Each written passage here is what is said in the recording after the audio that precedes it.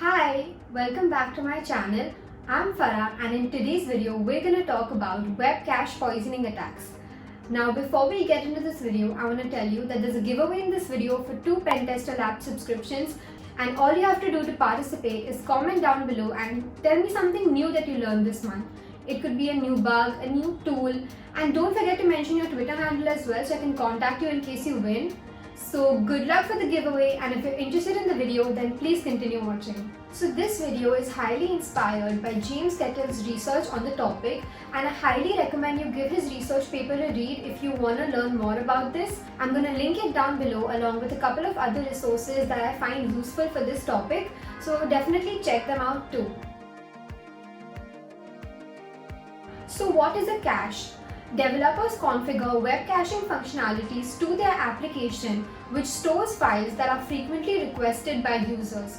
So when a user requests one of those files, it is served directly from the cache and there's no need for the server to handle each request over and over again. This helps in reducing load for the server and also helps users get their content faster. So how does a cache decide that 2 requests are the same and the same response needs to be served to both of them? So cache keys help these caching servers figure out if a request made by a user already has a response saved for it or not. Most commonly, cache keys are taken from the host and the request line of an HTTP request, which means that the cache thinks that 2 requests are the same if their host and the request line are the same, and regardless of any other headers, it will serve the same response to both of them. So the goal of cache poisoning is to get the caching server to cache a response which is harmful and then serve that harmful response to other users who have the same keyed input as us. So imagine we have a request with 2 kinds of input, keyed input and unkeyed input. Keyed input is used by the caching server to determine if a response for a particular request is stored in the cache or not. On the other hand, unkeyed input is not used to determine anything, but it's still a part of the request and the response. So as an attacker, we need to always inject our payload into the unkeyed input because it's going to be ignored by the cache but still stored in the response. And the next couple of users that have the same keyed input as us will be served that malicious response that we stored in the cache. So now that we're done with how web cache poisoning works, let's go to our lab now. Okay, so as you can see, I have my lab right here. This is a basic poisoning lab, and I'm going to keep this random number in mind so that we can differentiate between our requests. I'm going to refresh this page and send this request to repeater so we can have a closer look at it. And as soon as I send it, you can see the varnish cache headers in the response, and the age header indicates how long it has been since a response was saved in the cache. And when I go down, you can see that an image is being loaded from a URL, and this URL looks like the same one as our host header over here.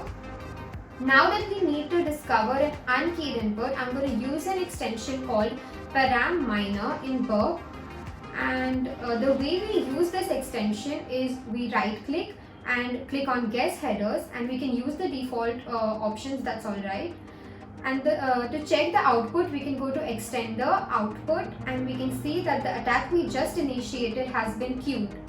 So I'm going to go back to repeater and check this request a little bit more.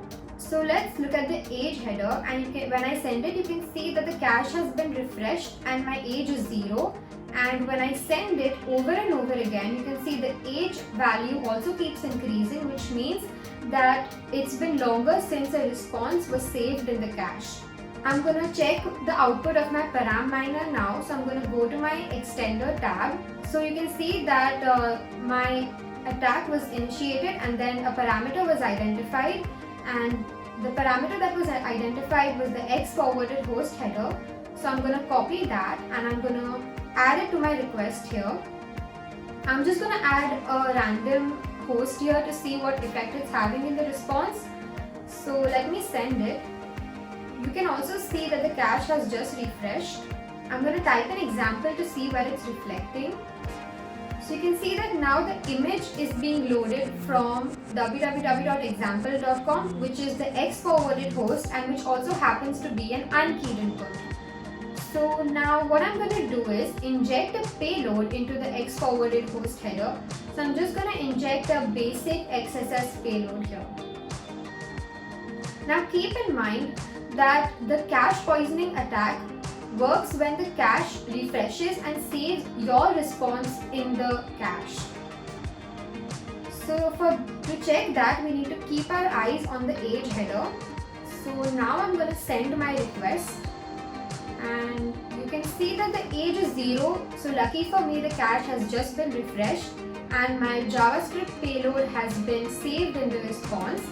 So now I'm going to go to my lab and just refresh the lab without making any changes to see if it has been poisoned, and it has. The alert box is popping up on my lab, which means that it has been poisoned. I can also check this on incognito. I can also check this on another system if I want to really make sure that it has been poisoned. Now, cache poisoning attack, if you can't tell already, will only work till the time the next cache refresh occurs. So now you can see age is 1, which means the cache has refreshed, and my payload is not saved in the cache anymore because it has just refreshed. So in this case, the cache was getting refreshed every few seconds, but in real life, the cache refreshes about a few minutes apart. So the window for the attack is still pretty big, because if it's a popular website with a lot of visitors, then all those visitors get poisoned by your response without any interaction at all. So this attack, even though it works only for a limited amount of time, is still pretty critical. So to summarize, for a cache poisoning attack to work, first you need to discover a page which is being cached, then you find an unkeyed input in the request, and then you inject a payload into the unkeyed input at the same time that the cache refreshes. And that's all I have for you in this video. If you learned something new and if you found this useful, then definitely like this video, and don't forget to subscribe to my channel, because I'm going to be posting a lot more videos like this. And thank you for watching. Bye.